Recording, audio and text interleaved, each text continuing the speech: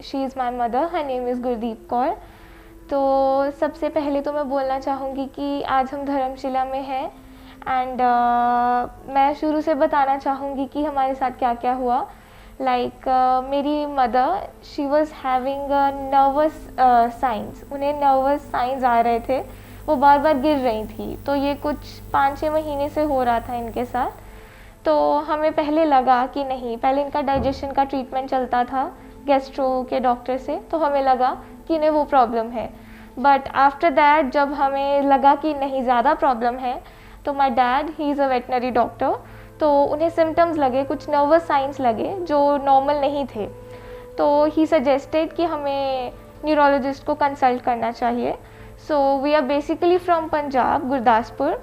तो हम अमृतसर ट्रीटमेंट के लिए गए, हमने न्यूरोलॉजिस्ट से कंसल्ट करा एंड उन्होंने हमें एमआरआई करवाने के लिए बोला ब्रेन की। तो मेरी मदर की वहाँ से एमआरआई हुई, तो हमें उसमें पता चला कि she is having a pineal tumour in her brain. Left side पे बाइनल ट्यूमर था जो लास्ट 25 to 30 ईयर्स से ब्रेन में था, मतलब वो धीरे धीरे करके फॉर्म हो रहा था। तो हम सुनकर ये चीज़ काफ़ी डर गए, लेकिन जब डॉक्टर ने श्योर हमें करा कि नहीं, सर्जरी से ठीक हो जाएगा, तो वी वेंट फॉर सर्जरी कि हाँ अब यही ऑप्शन सही है, हमें इसके लिए जाना चाहिए। तो वी टोल्ड हिम कि we want the best for her. तो उन्होंने हमें सजेस्ट करे कुछ अच्छे डॉक्टर्स, अच्छे हॉस्पिटल्स दिल्ली में, गुड़गांव में। तो हमें ये था कि हमें इनका बेस्ट ट्रीटमेंट चाहिए। तो अगर आज इनका ऐसा एमआरआई हुआ है तो हम परसों दिल्ली में थे, हम जल्दी करना चाहते थे, डिले नहीं करना चाहते थे। तो हम जब दिल्ली पहुँचे तो यहाँ मेरी भूई है, रियल भूई, हम उनकी फैमिली के पास रुके and my cousins, they helped us out. और उसके बाद हम जब यहाँ आए तो काफ़ी हॉस्पिटल्स में हमें रिकमेंड करा गया कि आप यहाँ दिखाएं और वहाँ दिखाएं। तो बाद में मेरे कज़न हैं, उनसे हमें पता चला कि धर्मशिला है एक नाम हॉस्पिटल, तो वो दिल्ली में काफ़ी फेमस है। एंड बाद में हमें, जब हम यहाँ आए तो हमें डॉक्टर आशीष श्रीवास्तव के बारे पता चला एंड हमने उनसे कंसल्टेशन करने की सोची। तो जब हमने करी तो हमने ये चूज़ करा, मतलब सारे हॉस्पिटल्स देखने के बाद हमें ये अच्छा लगा, तो हमने सोचा कि यहाँ भी एक बार आना चाहिए। तो जब हम आए तो हमारी सीधी कंसल्टेशन डॉक्टर आशीष श्रीवास्तव से हुई and in the first meeting only we were impressed by him. उनकी मतलब कंसल्टेशन डीलिंग इतनी अच्छी थी कि हमें काफ़ी अच्छी लगी। एंड उसके बाद भी हमने यहाँ से जाने के बाद भी काफ़ी हॉस्पिटल्स में कंसल्ट करा। एंड पे जाके हमने ये डिसीजन लिया कि नहीं, हम यहीं से इनकी सर्जरी करवाएंगे। हमने डॉक्टर आशीष श्रीवास्तव के बारे काफ़ी सर्च करा, उनकी डिग्रीज, उनका एक्सपीरियंस, सब कुछ देखने के बाद हमने ये फाइनल डिसीजन लिया कि हम धर्मशिला से ही मेरी मदर की जो ब्रेन सर्जरी है वो करवाएंगे। तो उसके बाद जब हम आए तो उन्होंने बोला कि yeah we can go for it. उन्होंने सारे रिस्क भी बताए हमें, प्लस पॉइंट, नेगेटिव पॉइंट, सब चीज़ें बताई। तो हमें वो सुन के सही लगा कि हमें ये करना, यही से कंटिन्यू करना चाहिए। रोगी श्रीमती गुरदीप कौर 62 साल की महिला हैं, जो कि पंजाब से गुरदासपुर से आई थी।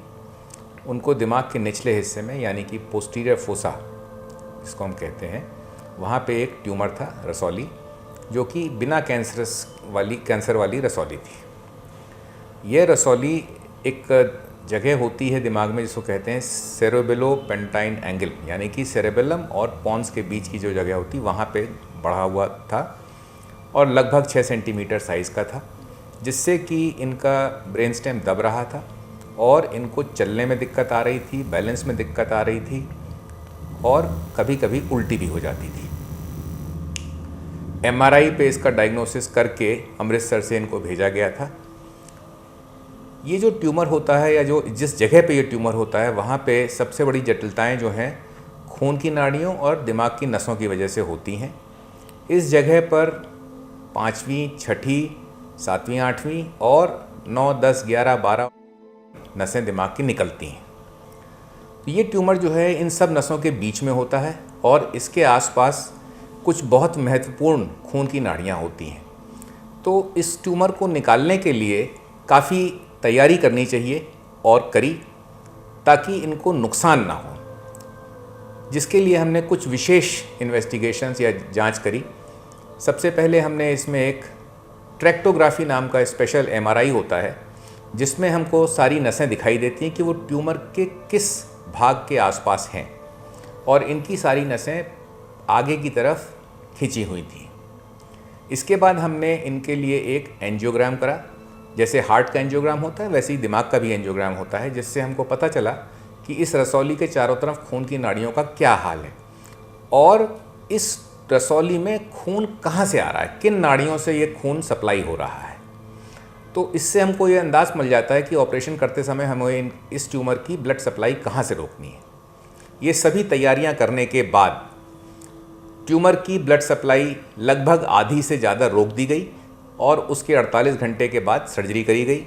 सर्जरी सक्सेसफुल हुई, काफ़ी हद तक ट्यूमर निकाला जा सका, किंतु कुछ हिस्से से, ख़ास तौर पे ऐसे अंदर के डीप हिस्से में ब्लड सप्लाई बची हुई थी और काफ़ी ब्लीडिंग होने की संभावना थी और नस को नुकसान हो जाता।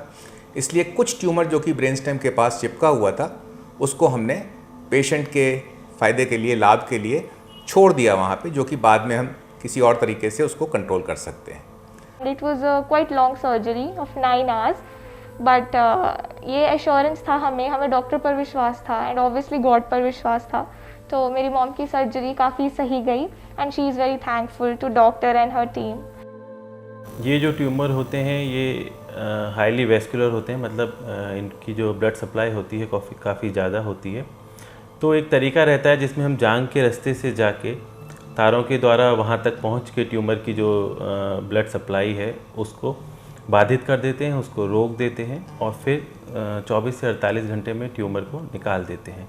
तो इस प्रक्रिया में मरीज को बेहोश करके एक ग्लू या जिसको हम बोलते हैं एम्बोलाइजिंग एजेंट डाला जाता है उन नसों में, जिससे उसकी ब्लड सप्लाई या वैस्कुलरिटी कम हो जाती है, जिससे कि ऑपरेशन के दौरान हमें काफ़ी सहयोग मिला, खून का रिसाव कम हुआ और हमें खून की ज़रूरत भी नहीं पड़ी ऑपरेशन के दौरान।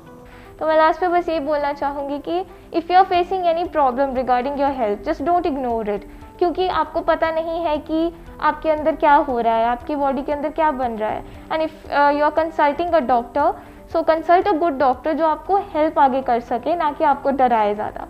तो मेरा धर्मशिला के साथ हमारा जो एक्सपीरियंस था वो काफ़ी अच्छा रहा and at last I would like to say कि काफ़ी अच्छा था हमारा एक्सपीरियंस एंड धर्मशिला के लिए हम बहुत थैंकफुल हैं कि हमें इनके बारे में पता चला and we are really grateful.